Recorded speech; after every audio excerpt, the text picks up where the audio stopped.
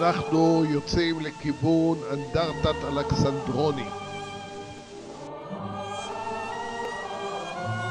במאי 1948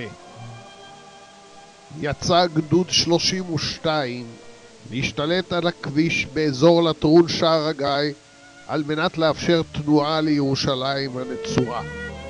למבצע נקרא בינון א', והוא נכשל, ובקרב איבד הגדוד 54 מלוחמיו.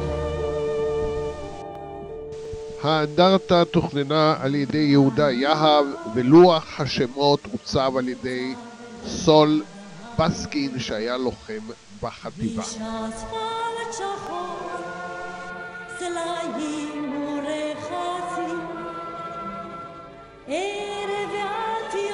הגענו לתצפית על שער הגיא, הלא היא בב אל-וואד. בבית הקברות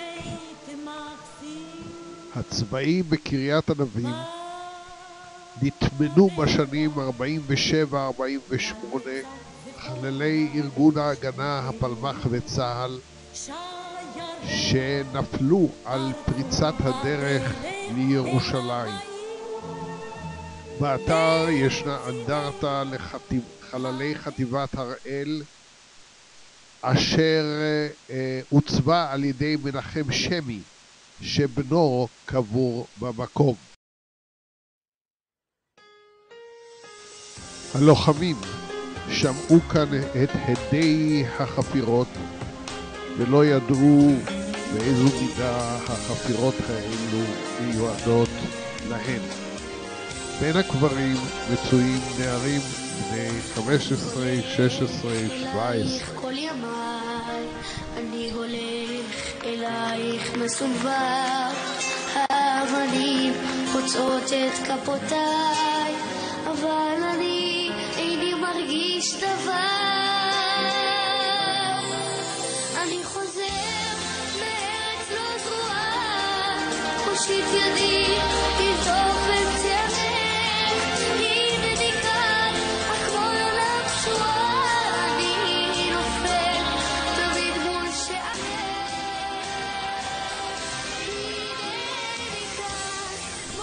אנו שמים את פעמינו עתה לירושלים. כמו אבן בגדר, כמו סלע, כמו אני האיש אשר תמיד חוזר.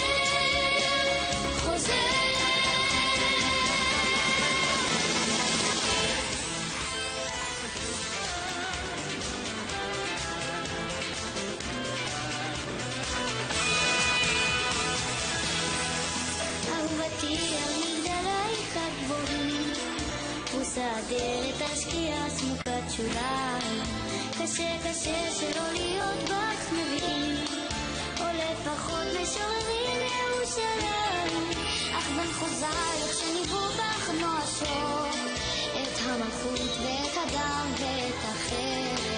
אני רוצה להיות הילד הראשון שהתעורר בירושלים. בהר ציון אנחנו רואים את העיר החדשה, את ממילה, את משבילות שאננים ואת תחנת הקמח המפורסמת.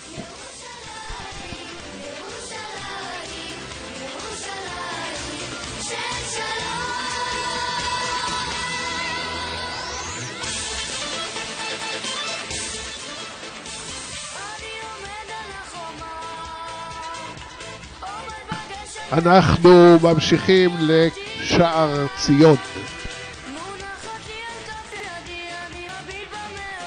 ב-1948 כבשה מחלקה מגדוד הפורצים של חטיבת הראל את הר ציון, והחליטה גם לפרוץ לרובע היהודי דרך שער ציון. כוח של דוד אלעזר פרץ את השער וחבר לכוחות ההגנה ברובע היהודי, אך לא החזיק מעמד במקום, והשער נכבש על ידי הלגיון. אנו הולכים לבית כנסת החורבה אשר נבנה לראשונה במאה ה-18, נחרב בתקופה העות'מאנית בשל אי תשלום חובות, נבנה מחדש ונחרב על ידי הלגיון הערבי בשנת 1948. 34 חללים של הרובע היהודי נקברו בקבורה זמנית במקום הזה, ביניהם ניסים ג'ני בן 9.5 שנים שהיה קשר במקום. רק אחר איחוד ירושלים ב-1967 הועברו המתים להר הזיתים. בכיכר בית מחסה התאספו 341 הגברים והועברו לשבי.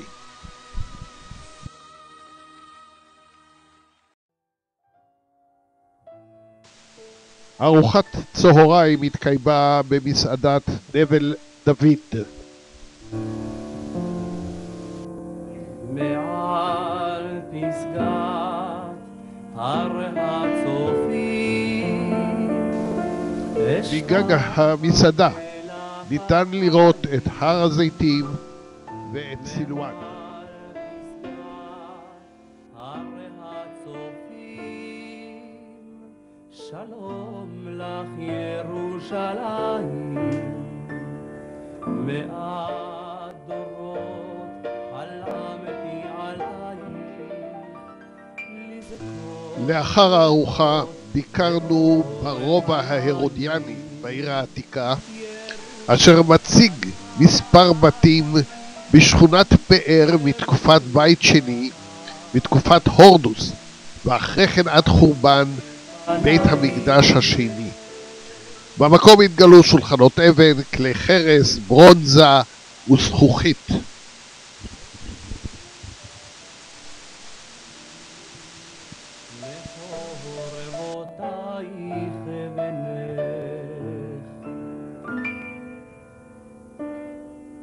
בלב בוטח באתי הלום, הקים את הריסותייך, אך איך אבנה את בית מקדשך,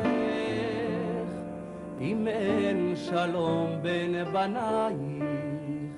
אשכנזים, ספרדים, תימנים, פלשים, ורפלים וגורג'ים וחרדים וחופשים. ירושלים, ירושלים, לא זאת חזיתי בחלום. ירושלים, ירושלים, בין בנייך אשרינה שלום. מהרובע ההרודיאני המשכנו לבית השרוף בית קטרוס, הנמצא בעומק 6 מטרים מתחת לפני הרחוב, כשמעליו הרובע היהודי. חורבן בית שני הטביע את חותמו. אנחנו רואים אבנים שנצרפו באש חזקה וקורות עץ חרוכות ומיצג אור קולי המשחזר את קורות משפחת קטרוס. אוויר הרים צלול לקיים וריח אורני נישא ברוח ארבעים עם כל פעמונים ובתרדמת אילן ואבן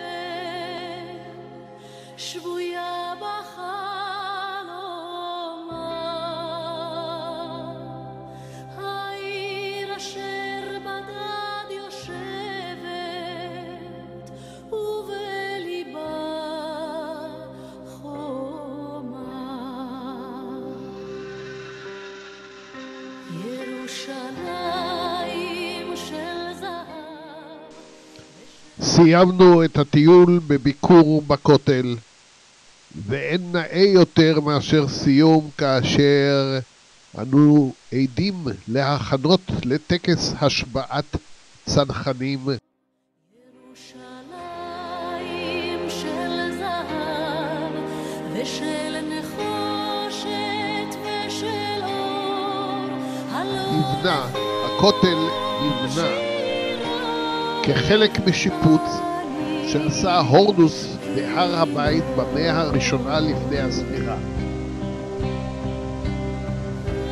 הורדוס רצה לתמוך ברחבה הגדולה אשר הקים, ולכן בנה 4 קירות תמך שיצרו מעין טרפז. הכותל המערבי אורכו 488 מטר וגובהו המקורי היה כ-30 מטר. חזרנו אל בורות המים לשוב